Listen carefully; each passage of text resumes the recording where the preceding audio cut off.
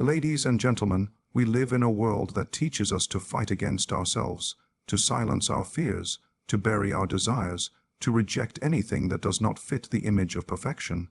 But what if I told you that real strength, real mastery, is not found in rejection, but in awareness? Tonight, I want to take you beyond the surface of control and into the deeper truth of what it means to live in harmony with yourself. Pleasure is one of the most seductive forces in human life. It appears harmless, inviting, even necessary for our survival. We seek it in countless ways, through food, intimacy, entertainment, recognition, success, and even in the smallest comforts of daily living. It offers moments of sweetness, moments where existence feels lighter and less burdened. Yet beneath this shining surface lies something darker, something we often choose not to confront. Pleasure carries a hidden shadow, and it reveals itself the moment our pursuit of it turns into something that consumes us. The human psyche is not indifferent to pleasure. Every act of indulgence is absorbed into the unconscious, leaving traces that shape our habits, our instincts, our cravings. The more we respond to its call, the stronger its voice becomes, until it no longer whispers but commands. What began as a simple delight, a taste of sweetness, a moment of escape, can gradually become a demand we cannot ignore. This is the shadow at work, the slow transformation of desire into dependency, the shift from choice to compulsion. The shadow of pleasure is most dangerous because it hides itself under the illusion of freedom. When we reach for something that feels good, we believe we are exercising our will, choosing joy, choosing life. But if we look closer, we may notice the opposite. The hand that reaches is not always guided by freedom, but by a force beneath awareness, a hunger we did not create, a pattern that has silently taken root. We convince ourselves that pleasure liberates us, but often it binds us more deeply to our fears and our emptiness. What we pursue for comfort may in time begin to hollow us out.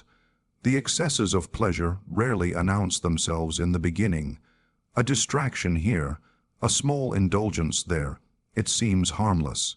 Yet repetition builds pathways, and the psyche learns to depend on these rituals to avoid what it does not wish to face. Boredom, loneliness, shame, or fear. These inner realities can be numbed temporarily by pleasure, but they do not disappear. They wait in the depths, untransformed, while the mask of indulgence grows thicker.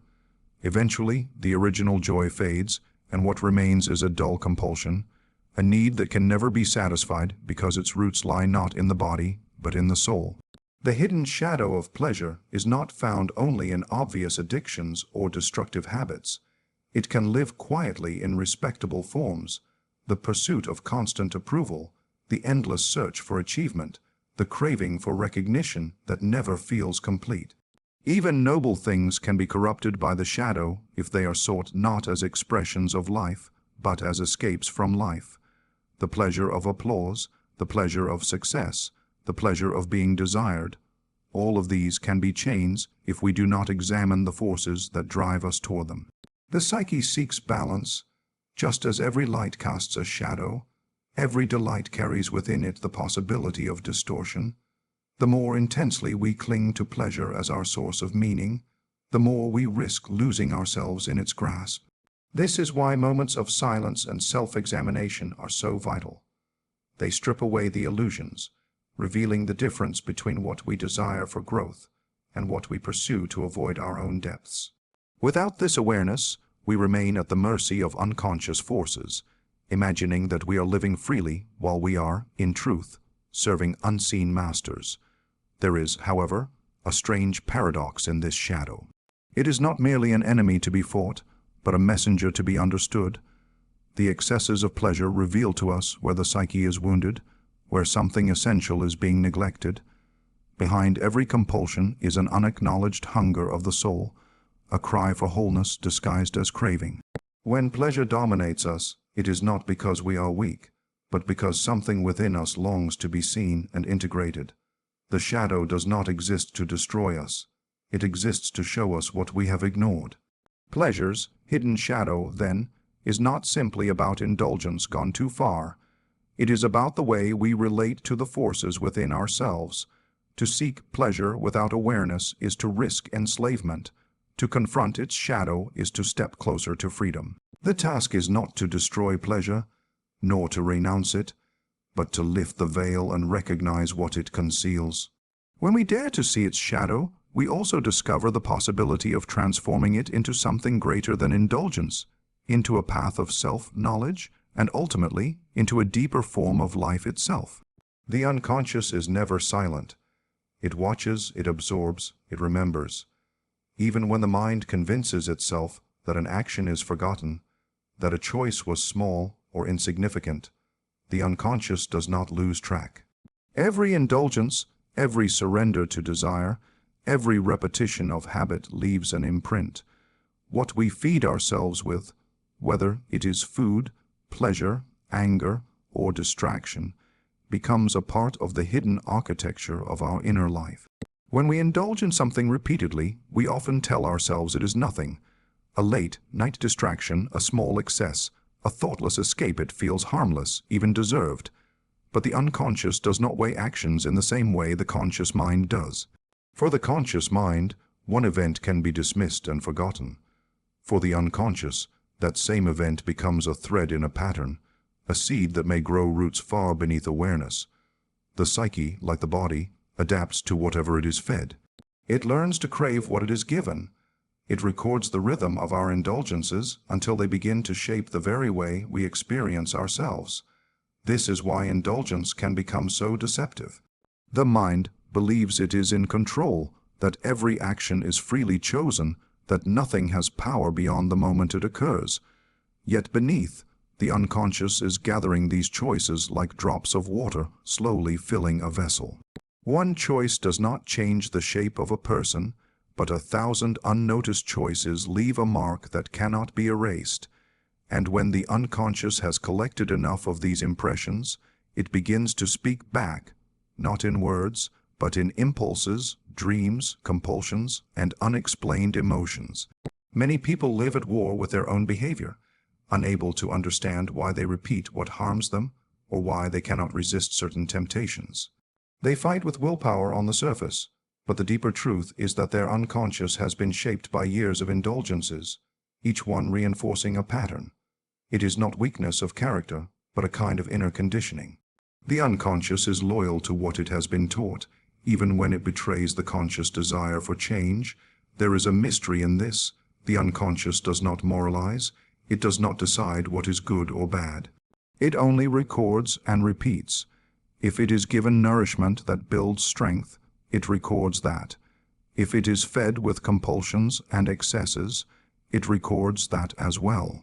Over time, these records form a hidden memory of our private life, a secret autobiography written not in words but in behaviors, in reflexes, in the invisible tendencies that guide us without consent. This is why awareness becomes so powerful. To live without awareness is to allow indulgence to program the psyche in silence. To live with awareness is to catch the moment when indulgence tries to seduce us, to see it not just as a fleeting temptation, but as an act that will leave its trace in the deeper layers of who we are. Every indulgence matters, not because it condemns us, but because it teaches the unconscious how to see the world and how to respond to it. When we begin to notice the traces of our indulgences, we may feel both fear and wonder. Fear, because we recognize how deeply we have been shaped by habits we once thought insignificant. Wonder, because we realize that this same law works in the other direction as well. Just as the unconscious records indulgence, it also records discipline, restraint, patience, and courage. It remembers every moment we choose to grow, just as faithfully as it remembers every moment we choose to escape. The unconscious is a mirror of our inner life, but it is not a passive one.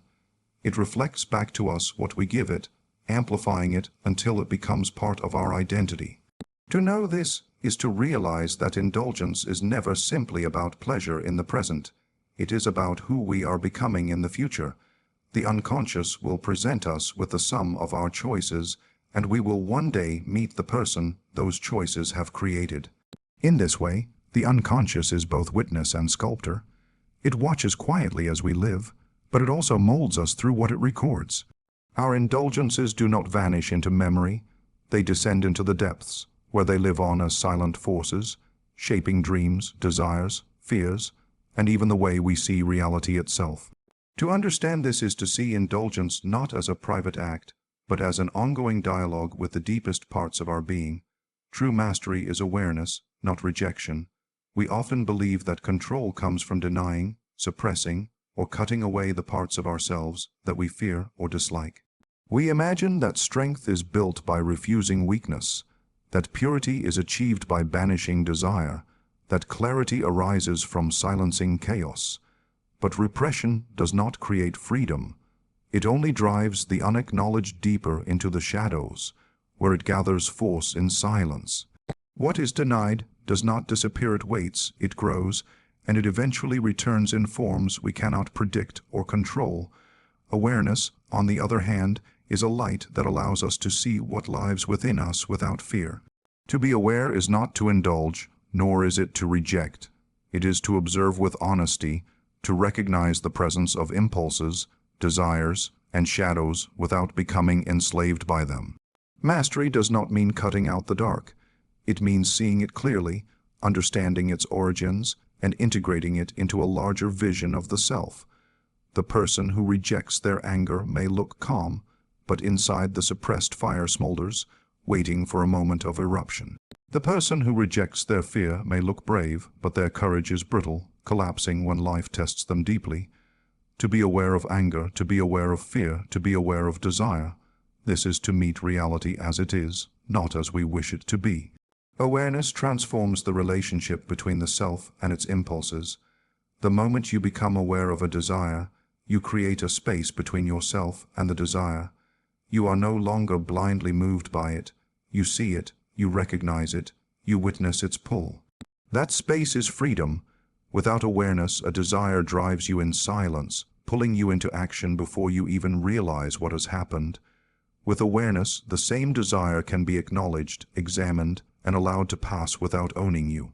This is mastery, not because the desire is destroyed, but because it no longer defines your choices. The difficulty is that awareness often feels uncomfortable.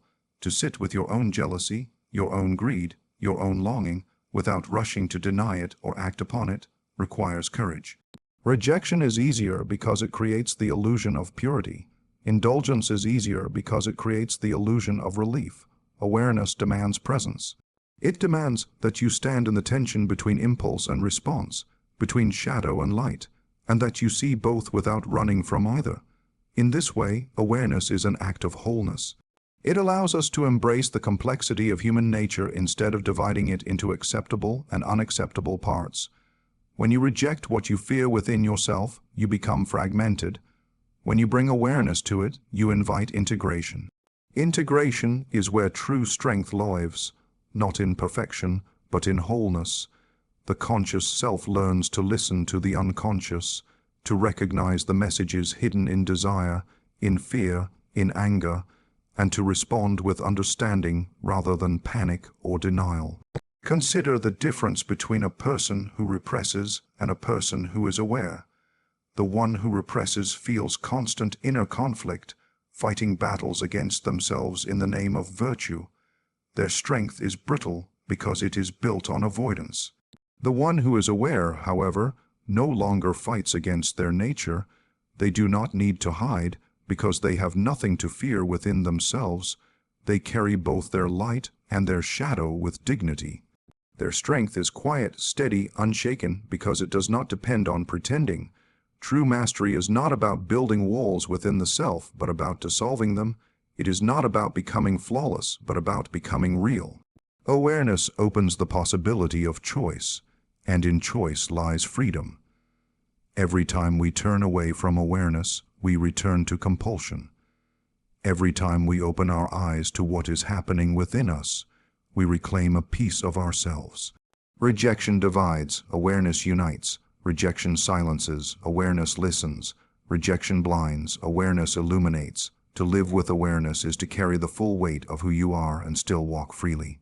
It is to recognize the forces that move through you, not as enemies to be destroyed, but as energies to be understood. That is why mastery belongs not to the one who conquers their impulses through rejection, but to the one who sees them clearly, learns their language, and transforms their presence into strength. Mastery is not the absence of weakness, nor the denial of desire. It is the courage to look within, to see what lives in the shadows, and to walk with awareness rather than fear. Remember this: what you are aware of, you can transform. What you reject, you only strengthen in silence. The path to freedom, the path to true mastery, begins not with rejection, but with awareness. Thank you.